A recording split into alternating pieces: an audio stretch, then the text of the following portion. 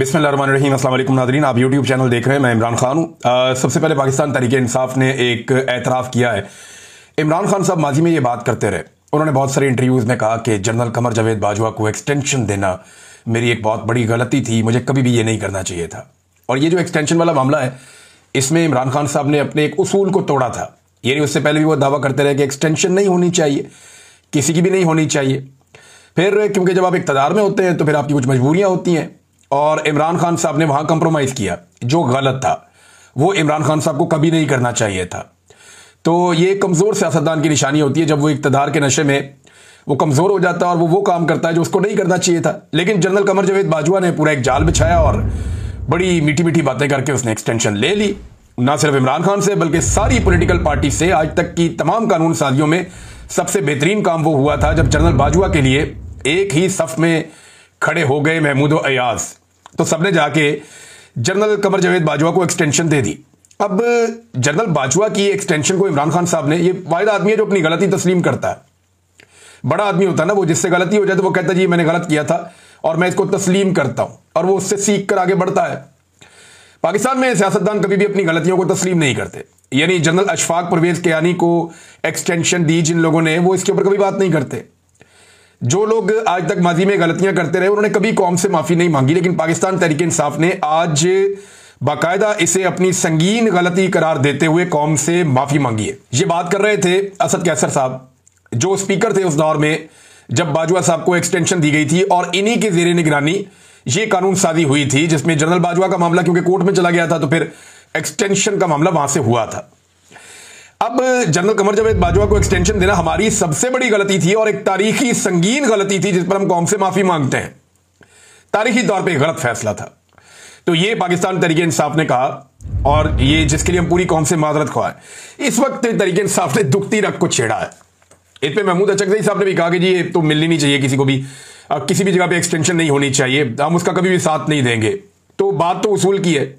जब आप किसी को एक्सटेंशन देते हैं तो उसके नीचे जितने भी ऑफिसर्स होते हैं उन सबका हक मारा जाता है। पूरा का पूरा एक बैच जो है वो महरूम हो जाता है तरक्की से, और सारा का सारा जो स्ट्रक्चर है इदारे का जो पूरा बना हुआ है कानूनी, वो बिगड़ जाता है।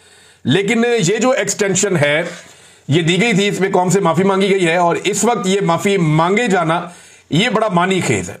और इसके ऊपर रद्द-ए-अमल तो आना था, तो फैसल वाडा का रद्द-ए-अमल सबसे पहले आ गया।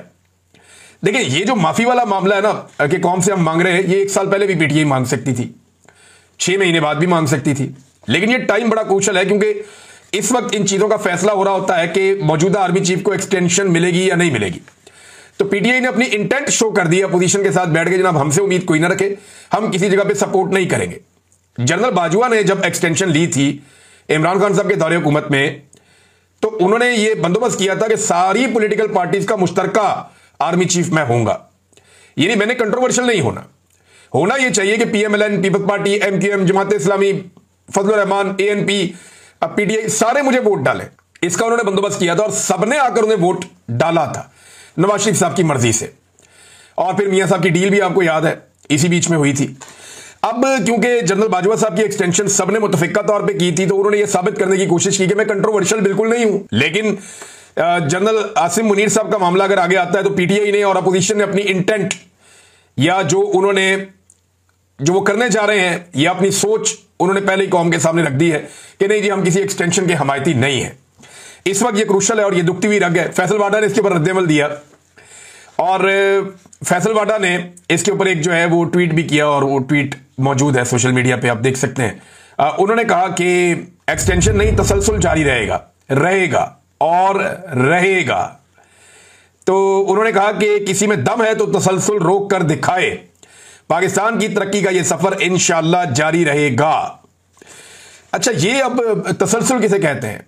एक्चुअली ये जो अभी सारा आपका एक हाइब्रिड सिस्टम चल रहा है, इसी का तसलसल चाहते हैं। और ये जो हाइब्रिड निजाम है जिसको वजीर दिफा खुद कहते हैं कि एक दोगला निजाम पाकिस्तान में चल रहा है, हम तो नाम के हुक्मरान है। और राना सनाउल्लाह साहब कहते हैं कि इख्तियार तो जो है वो मोहसिन नकवी के पास है। शुक्र है उन्होंने ये नहीं कह दिया कि वो वजीर आजम बनना चाहते हैं। आजकल ये भी खबरें आ रही है कि आने वाले वक्त में शायद उन्हें वजीर आजम बना दिया जाए, और ये सारा काम भी इन रवायती पॉलिटिकल पार्टी से करवा दिया जाएगा। जैसे मुशर्रफ ने शौकत अजीज को लाकर वजीर आजम बना दिया था, तो कोई मसला नहीं है। जब आर्मी चीफ ये चाहेगा फील्ड मार्शल, और उसके बाद इख्तियार होगा और वो उनको उनकी मर्जी की चीज मिल जाएगी, ताकत उनके हाथ में आ जाए, तो वो कुछ भी कर सकते हैं। बहरहाल सेनेटर फैसल वादा ने कहा कि एक्सटेंशन नहीं, तसलसल जारी रहेगा रहेगा और रहेगा। तसलसल का मतलब क्या है? यानी वो इसको एक्सटेंशन नहीं कह रहे कि एक और एक्सटेंशन शायद ना हो, लेकिन तसलसल। तसलसल का मतलब है जो सवाल हमने पिछले वीलॉग में उठाया कि क्या नई तकरीरी दोबारा से एक्सटेंशन मिलेगी और आर्मी चीफ जो है वो आगे बढ़ेंगे, यानी एक्सटेंशन मिल गई और 5 साल आगे बढ़ेंगे। तसलसल का मतलब यह है कि 3 साल पिछले और 2 साल अगले, यानी जो हुकूमत ने कानून एक बनाया कि अब हम आर्मी चीफ को और सर्विसेज चीफ्स को 5 साल तक रखेंगे, वो इंप्लीमेंट माजी से हो जाएगा। शायद फैसल वाडा साहब वो बात कर रहे हैं। यहां खुलकर कोई बात भी नहीं करता, डरते रहते हैं सारे, क्योंकि एस्टेब्लिशमेंट का मामला है और बड़ा हसास होता है। लेकिन तरक्की का सफर जिसकी फैसल वाडा साहब बात कर रहे हैं, तो आर्मी चीफ का जो वाहिद प्रोजेक्ट, जो पाकिस्तान का सबसे बड़ा प्रोजेक्ट है, जिसके ऊपर अरबों रुपए खर्च हुए, उनके इश्तिहारात पे, उसके प्रोग्राम्स के ऊपर, गैर मुल्की दौरों के ऊपर, लोगों को बुलाने और उनको इंटरटेन करने के ऊपर, जेनेटरी बीच नाम का एक आदमी आया, सऊदी अरब के वफद आए, बाकी ममालिक के वफूद आए। तो ये एक पूरा प्रोसीजर है जिसको कहा जाता है कि बड़ी कोशिश की गई कि SIFC कामयाब हो जाए। तो SIFC जो है वो एक सफेद हाथी में कन्वर्ट हो गया। अरबों रुपया इसके ऊपर लगा दिया, इसकी मशहूरी पे लगा दिया, इसकी प्रमोशन पे लगा दिया, इसको कामयाब बनाने के ऊपर अरबों रुपया झोंक दिया गया कौम का। लेकिन SIFC से आपको हासिल क्या हुआ? कुछ भी हासिल ना हो सका। दावा यह किया गया था जब आर्मी चीफ ने इसकी बुनियाद रखी, और इसके जितने भी सेगमेंट्स हैं अलग अलग, उन तमाम के ऊपर मिलिट्री अफसरान को बाकायदा, कुछ सर्विंग और कुछ रिटायर, उनको जिम्मेदारियां दी गई थी कि SIFC को पूरी तरह से फौज का इदारा, चाहे वो रिटायर लोग हैं चाहे वो सर्विंग लोग हैं, वो इसको हेड करेंगे और कंट्रोल करेंगे। अब इसमें खुद आर्मी चीफ शामिल है, जो मेन लोग हैं उनके अंदर, और ये उनका ब्रेन चाइल्ड है। तो उन्हें लगा कि फौज जब सारी मिलकर बैठेगी और मिलकर हम करेंगे, तो इस हुकूमत के साथ मिलकर हम बहुत बड़ी कामयाबी हासिल करेंगे। जो इब्तदाई एक तखमीना और अंदाजा था वो ये कहा गया था कि फौरी तौर पे $100 अरब की इन्वेस्टमेंट पाकिस्तान में आ जाएगी। $100 अरब दावा किया गया फौरी तौर पे पाकिस्तान में आ जाएंगे। अब आया कितना पैसा? टका नहीं आया। यानी SIFC के जरिए से कोई बड़ी इन्वेस्टमेंट पाकिस्तान में नहीं आई जिसको आप कहें कि जनाब अरबों डॉलर पाकिस्तान में आ रहे हैं। ऐसा नहीं हुआ, बल्कि कौम का बहुत सारा पैसा इस इदारे के ऊपर लग गया। अच्छा, जो माजी से पाकिस्तान में प्रोजेक्ट चल रहे थे, जैसे कि मादनियात के हैं, गैर मुल्की कंपनियां काम कर रही हैं, ज़राअत के हैं, दीगर चीजों के एहसियात के हैं, वो SIFC के साथ जोड़ के उनकी माजी की कारकर्दगी को इसकी खाते में डालने की कोशिश की गई। तो एक ऐसी अजीब पाकिस्तान में इस वक्त मनहूसत चल रही है, क्योंकि जाली हुकूमत है, जाली निजाम है, जबर है, फसाइयत है, जुल्म है, निजाम इंसाफ तबाह हो गया है, लिहाजा वो एक नहूसत है, उसकी वजह से तमाम इदारे डिक्लाइन हो रहे हैं। तो वहां पे भी SIFC को कोई काबिल जिक्र कामयाबी नहीं हुई। जेनेटरी बीच के बारे में कहा गया जनाब कि ये बहुत बड़ी इन्वेस्टमेंट लाएंगे, वो नहीं आई। फिर नौजवानों का एक ग्रोह पकड़ दिया गया कि जनाब ये क्रिप्टो का जुआ खेलेंगे पाकिस्तान में, और उसके लिए बहुत फैसिलिटेट भी किया गया। अब पता नहीं उसमें कौम का फायदा होता है नुकसान होता है, ये तो किसी को आइडिया नहीं है, लेकिन फैसले बंद कमरों में हो रहे हैं। और इसमें जो सियासतदानों की या अवामी मुंतखब नुमाइंदों की, अव्वल तो ये मुंतखब नुमाइंदे है ही नहीं सारे, ये तो लटरम पटरम इन्होंने पकड़े हुए हैं, फॉर्म 47 वाले, जाली फॉर्म 47 वाले। वो जो भी पकड़ा गया है इकबाल संघेड़ा सियालकोट से, उसके बाद कोई सिफारिश जाती थी ना किसी MP MNA की, वो कहता था कौन सा MP है, कौन सा MNA, और मैंने अपने आप से दस्तखत किए इसके फॉर्म 47, जाली है ये। तो इस तरीके का जो है वो निजाम है। ब्यूरोक्रेसी के सामने भी बेचारे मजलूम है, ये एस्टेब्लिशमेंट के सामने भी मजलूम है। पर SIFC जो फैसल वाडा साहब कह रहे हैं कि बड़ी तरक्की का सफर नहीं रुकेगा, तो तरक्की का सफर तो बेड़ा गर्क हो गया। और अगर ये तरक्की का सफर हो रहा है तो मेरा एक सादा सा सवाल है। बहुत सारे लोग कहते हैं कि मईशत बेहतर हो गई है, बहुत सारे लोग कहते हैं कि शहबाज शरीफ ने और फील्ड मार्शल आसिम मुनीर ने मिलकर मईशत को संभाला दे दिया। भाई अगर मईशत बेहतर हो गई तो किसके लिए बेहतर हुई है? अशराफिया के लिए, शुगर माफिया के लिए, गंदम माफिया के लिए, पाकिस्तान के बड़े बड़े माफियाज के लिए, बिजली माफिया के लिए, पेट्रोलियम माफिया के लिए, या ये बड़े बड़े सियासी खानदानों के लिए और मिलिट्री एस्टेब्लिशमेंट के लिए? क्या इनके लिए मईशत बेहतर हुई है? तो फिर तो आप कह देंगे मईशत बेहतर हो गई है। यानी चंद हजार अशराफिया के जो लोग हैं उनके लिए अगर मईशत बेहतर हुई है तो फिर तो ठीक है, मईशत बेहतर हुई है। लेकिन अगर मईशत बेहतर हुई है तो 45% पाकिस्तानी, जो एक मुस्तनद रिपोर्ट्स हैं उनके मुताबिक लगभग आधे पाकिस्तानी गुर्बत की लकीर से नीचे कैसे चले गए? यानी आप ये दावा करते हैं ना कि मईशत बेहतर हो गई है, तो अगर बेहतर हो गई है तो फिर लोगों को गुर्बत की लकीर से ऊपर आना चाहिए। लेकिन यहां उल्टा काम हो रहा है, बजाय लोग गुर्बत की लकीर से ऊपर आए, लोग लगातार गुर्बत की लकीर से नीचे चले जा रहे हैं और जाते ही चले जा रहे हैं। और अशराफिया पाकिस्तान से बाहर अपना बंदोबस्त कर रही है। एक तो ख्वाजा आसिफ ने बताया ना कि पुर्तगाल, ये सभी जानते हैं, और इसी की उम्मत में बैठा हुआ एक वजीर है जिसने पुर्तगाल के अंदर बाकायदा प्लॉटिंग करके बेची है, और वहां पे साथ में वो जो रेजिडेंट्स है वो ऑफर करते थे कि आप प्लॉट ले लें, वहां पे रेजिडेंट्स आपको साथ मिल जाएगी। बेशुमार लोग पुर्तगाल के अंदर प्रॉपर्टियां ली उन्होंने अपने खानदानों के नाम पे, फ्रंटमैनों के नाम पे। ज्यादातर लोग जो है वो अपनी बेगमात को वहां पे बनाते हैं, वहां का नेशनल, और उनकी बुनियाद के ऊपर उन पे डिपेंडेंसी का वीजा लेकर वहां चले जाते हैं और वहां पे फिर वो रहते हैं, उनको रेजिडेंशियल स्टेटस मिल जाता है। तो ब्यूरोक्रेट्स की एक बहुत बड़ी तादाद ने पुर्तगाल हो गया, सेनेगाल हो गया, अमेरिका हो गया, इवन यूएई के बहुत सारे इलाके वहां पे इन्वेस्टमेंट की हुई है। यूएई में ये मिडिल ईस्ट के इलाके हैं जिनमें यूएई भी शामिल है। सऊदी अरब के अंदर मुझे पाकिस्तानी मिले, उन्होंने कहा जी इतनी बड़ी तादाद में पाकिस्तानी यहाँ पैसा लेकर आ रहे हैं कि आप सोच नहीं सकते। ये क्या मतलब? उन्होंने कोई पाकिस्तानी हमसे रब्ता करता है, यहाँ गाड़ियां डाल देते हैं, कोई कहता है जी हम होटल बना लेते हैं, कोई कहता है जी हम इस कारोबार में आ जाते हैं, कोई कहता है जी हम कोई रेस्टोरेंट बना लेते हैं। तो पाकिस्तानी बहुत ज्यादा पैसा लेकर सऊदी अरब में आकर कारोबार करना चाह रहे हैं। यही हाल जो है वो यूएई में है और बाकी मुल्कों में भी है। तो पाकिस्तान से तो पैसा बाहर जा रहा है, पाकिस्तान में तो आ नहीं रहा, और पाकिस्तानी लगातार गुर्बत की लकीर से नीचे जा रहे हैं। अब जनाब ये जो ब्यूरोक्रेसी है या एस्टेब्लिशमेंट के जितने भी चहीते हैं, ये अपने पैसे अपने फ्रंटमैनों के जरिए और फैमिलीज के जरिए बैरून मुल्क मुंतकिल कर रहे हैं। ज्यादातर अपनी बेगमात की नेशनलिटी हासिल करने के प्रोसेस में है, ताकि वक्त आते ही वो पाकिस्तान से निकल जाएं। इनका पाकिस्तान में कोई स्टेक नहीं है नादरीन, इन्होंने अल्टीमेटली पाकिस्तान से भाग जाना। और हर चीज के अंदर करप्शन निकलती है। एक मजहबी फरीजा है हज, उसमें तो करप्शन नहीं हो सकती ना। लेकिन आप ये देखें कि खबर छपती है कि हज इंतजामात 2024, ये 2024 की बात कर रहा हूं, 2025 की बात नहीं कर रहा। 2025 का स्कैंडल उससे भी बड़ा है, नालायकी और नकम्मापन उससे भी बड़ा है। 70,000 हाजियों को पीछे छोड़ के चले गए, वो जा ही नहीं पाए। उन्होंने पैसे दे दिए थे सरकार को, 70,000 हाजियों ने पैसा जमा करवा दिया था, वो हज पे ही नहीं जा पाए, उनका हज ही नहीं हुआ। अंदाजा करें आप कितना बड़ा जुल्म इन्होंने किया। 2024 वाले स्कैंडल में बता रहे हैं जनाब के बहुत सारी बेज़ाब्तियां हुई हैं खजाने को। अच्छा, जब एस्टेब्लिशमेंट की पसंदीदा हुकूमत हो ना तो बेज़ाब्तगी कहते हैं, बेकायदगी कहते हैं। लेकिन अगर एस्टेब्लिशमेंट को हुकूमत से कोई सरोकार ना हो या एस्टेब्लिशमेंट हुकूमत की बैक पे ना खड़ी हो तो करप्शन कहते हैं उस पैसे को। यानी अगर इमरान खान के दौर में हो तो कहते हैं ये करप्शन हो गई, और अगर नून लीग के दौर में हो तो आप कहेंगे कि बेकायदगी और बेज़ाब्तगी हो गई। ये फर्क है, जरा इसको याद रखिएगा। अच्छा जी, वो कह रही थी खजाने को 40 अरब रुपए का चूना लग गया, नुकसान हो गया है, और ये जनाब हज के इंतजामात में हुआ है। अब अंदाजा करें, आपके हाजियों को भी लूटते हैं ये, सरकार को भी लूटते हैं ये, और मजहबी मामला जो है उसके अंदर भी कोई माफी ये लोग नहीं देते। नाज़रीन, फैसल वाडा साहब ने एक इंकशाफ किया और मियां जावेद लतीफ साहब बेचारे बैठ के सुन रहे थे, मुझे बड़ा तरस आ रहा था उन पे। नवाज शरीफ के जो बहुत वफादार लोग हैं उनमें एक मियां जावेद लतीफ हैं। उनकी इस बात की मैं तारीफ करता हूं कि उन्होंने वफादारी की इंतहा की है। यानी उन्हें ऐसा नहीं, अगर वो भी चापलूसी करते और एक खास रास्ते पे चलते तो वो एमएनए भी होते और उन्हें जो है वो मिनिस्टर भी बना दिया जाता। नवाज शरीफ साहब उनकी सिफारिश भी कर देते।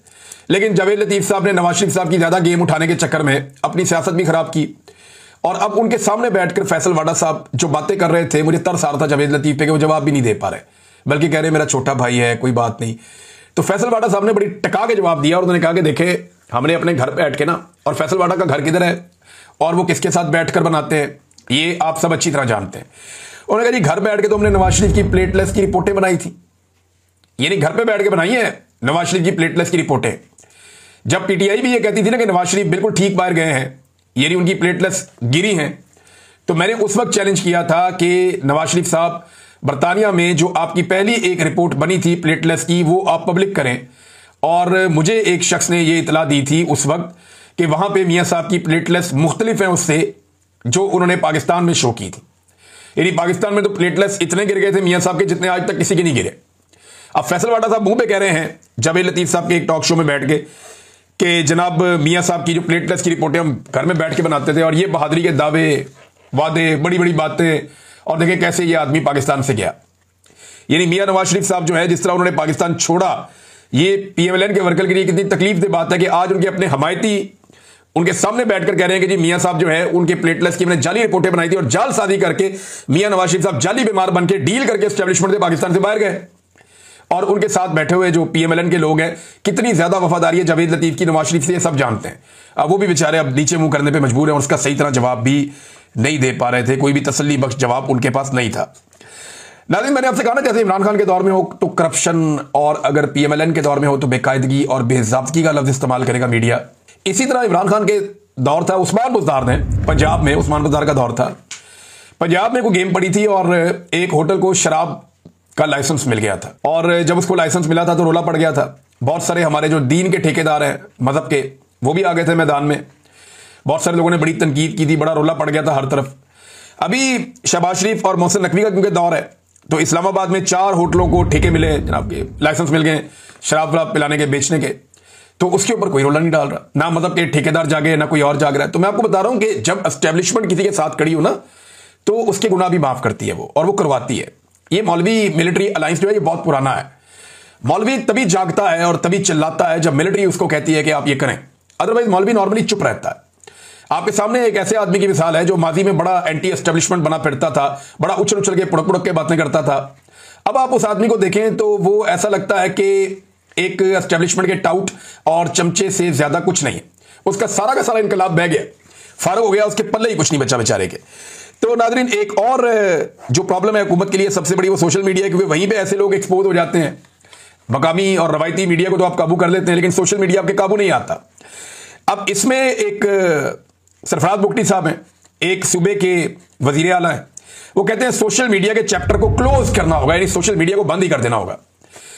तो सरफराज बुगटी साहब, आप एक सूबे के वजीर आला हैं, आप अपनी फैमिली को और बच्चों को तो वहां रख नहीं सकते, उनको महफूज मकामात पे आपने मुंतकिल किया है, आप सोशल मीडिया बंद कर देंगे। देखें, मार्शल का ये कोई अगला मरहला होगा जब आप सोशल मीडिया पूरी तरह से बंद कर देंगे। वैसे तो बलूचिस्तान में बार बार इंटरनेट मोबाइल बंद हो जाना ये आम सी बात है, ये वहां होता रहता है, लेकिन पूरे मुल्क में अगर आप ये सोशल मीडिया को बंद कर देंगे तो एक घुटन पैदा होगी, और एक दिन जब ये घुटन खत्म होगी ना, तो फिर आप में से कोई भी दिखाई नहीं देगा, आपको और आपके मालिकों को बदतरीन शिकस्त हो जाएगी। मुफ्ती साहब भी साथ है जनाब, वो पहले चांद देखा करते थे, अब वो सोशल मीडिया देखते हैं। उन्होंने भी सोशल मीडिया के ऊपर उंगलियां उठा दी और उन्होंने कहा जी बड़ा तबाहकुन हथियार है इमरान खान का ये, और ये किसी को भी तबाह बर्बाद कर देता है, चाहे पीटीआई के अंदर का बंदा हो। तो मुफ्ती साहब को भी मैदान में उतारा गया है।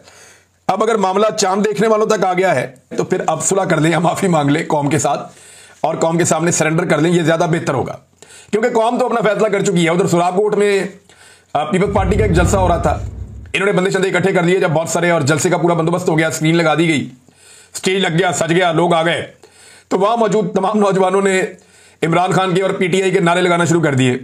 उसके बाद वो जो बेचारे पीपल्स पार्टी के मुकामी रहनुमा ने जलसा करवाया था, वो अपने साथ गाड़ों शाटों को लेकर तो लोगों को डंडे मार रहा था कि ये तुम लोग क्या कर रहे हो, हम तुम्हें किसी और काम के लिए लाए, तुम यहां नारे लगा रहे हो।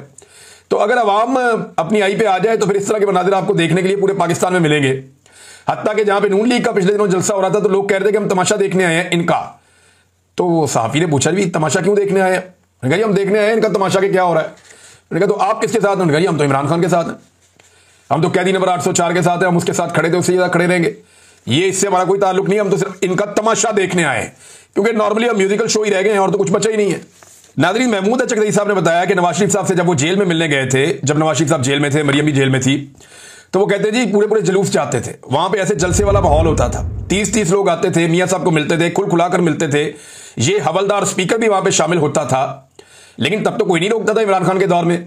लेकिन आज जो भी किया जा रहा है, एक सहाफी को भी इमरान खान से मिलने नहीं दिया जाता, किसी भी पॉलिटिकल लीडर को इमरान खान से मुलाकात की इजाजत नहीं दी जाती, क्योंकि यह बात पाकिस्तान की एस्टेब्लिशमेंट को समझ आ गई है कि जो आदमी भी इमरान खान से जेल में जाकर मिलता है वो बाहर आकर एटम बम बन जाता है, और वो फिर वो करता है कि जिसकी उससे तवक्को नॉर्मल हालात में नहीं की जा सकती। तो इमरान खान में एक ऐसी एनर्जी है, जो लोग उनको जाके जेल में मिलते हैं वो बाहर आकर बड़े सख्त बयानात भी देते हैं, और वो उनका डर खौफ भी कम हो जाता है, और उन्हें भी ऐसा लगता है कि अगर जेल में डाल दिया जाए तो इससे कोई फर्क नहीं पड़ता। लिहाजा ये जो है वो इमरान खान साहब से इसीलिए मुलाकातें रोकी गई हैं। लेकिन नवाज शरीफ साहब की मौजें लगी हुई थी जेल में। आज इसकी गवाही जो है वो महमूद खान अचकज़ई जब नवाज शरीफ के साथ थे, उन्होंने भी इस बात की गवाही दी है। 3 साल पहले तक जब चीनी 80 रुपए किलो थी, जो मातम कर रहे थे, आज जो हुक्मरान है ये मातम कर रहे थे कि 80 रुपए किलो चीनी हो गई, तबाह हो गए, बर्बाद हो गए, लुट गए, अवाम मर गई, ये शुगर माफिया है, और वो सारे इनके साथ मिल गए। बाद में सारा शुगर माफिया इन्होंने ले लिया, और अब रावलपिंडी में तस्वीरें लगी हुई है मरियम नवाज की, और साथ लिखा हुआ है चीनी 173 रुपए किलो एहसान चढ़ा के, यानी 173 रुपए किलो चीनी मरियम नवाज की फोटो के साथ बिक रही है। ये सस्ती है, और 80 रुपए किलो चीनी आज से 3 साल पहले बिक रही थी, वो महंगी थी। अभी ये तो सस्ती करने के लिए आए थे, इन्होंने तो और महंगी कर दी है, बेड़ा गर्क कर दिया पकड़ के आम आदमी का। तो फोटो भी वहां अपनी चिपका रहे हैं, और 173 रुपए की भी अवेलेबल नहीं है। शौक इनके पता कैसे हैं? इमरान खान साहब के नाम पे लोग अपने ब्रांड लॉन्च करते हैं। कई जगहों पे लोगों ने होटल बनाया हुआ है, अजरबैजान में एक शख्स ने बनाया हुआ है, ज़हूर डोगर गालिबन उनका नाम है, उन्होंने बनाया हुआ एक होटल, उसका नाम है मुर्शद होटल। इसी तरह एक शख्स ने यूरोप में बनाया हुआ है, कहीं पे, कईयों ने कई और मुल्कों में बनाए हुए हैं। लोग होटल बनाते हैं, उनके नाम पे एक चप्पल भी बनती है, उनके नाम के ऊपर ब्रांड, वो लोग कपड़े बनाते हैं, उनकी तस्वीरों के साथ लोग कपड़े बनाते हैं, चादरें बनाते हैं, गारमेंट्स बनती है, परफ्यूम लोगों ने लॉन्च किए इमरान खान के नाम और नंबर के साथ, बेशुमार काम हुआ, लोगों ने बहुत पैसा भी बनाया, ब्रांड है ना इमरान खान। अब इनको फिक्र पड़ी, इनको हर चीज में नकल करने की आदत है, इन्होंने पकड़ के एक ब्रांड अपना भी लॉन्च करवा दिया। इससे पहले मुझे याद है अच्छी तरह, लाहौर में नवाज शरीफ के तस्वीर वाली एक टी शर्ट की इन्होंने कहा था जी हम रोनमाई करेंगे और उसकी फिर बोली होगी, तो वो आखिरी वक्त में बोली कैंसिल हो गई क्योंकि नवाज शरीफ की शर्ट खरीदने वाला था ही कोई नहीं। ये नाजरीन हालात है और ये है सूरत हाल। मैं हैरान होता हूं, आप शर्ट के ऊपर सिर्फ 804 लिख के बेचें तो आपकी कैसे बिकती है, और नवाज शरीफ का मुंह भी चिपका के बेचें तो वो मुफ्त भी नहीं लेता। ये हालात। अब तक के लिए इतनी, अपना ख्याल रखिएगा, अपने चैनल का भी। अल्लाह हाफिज़।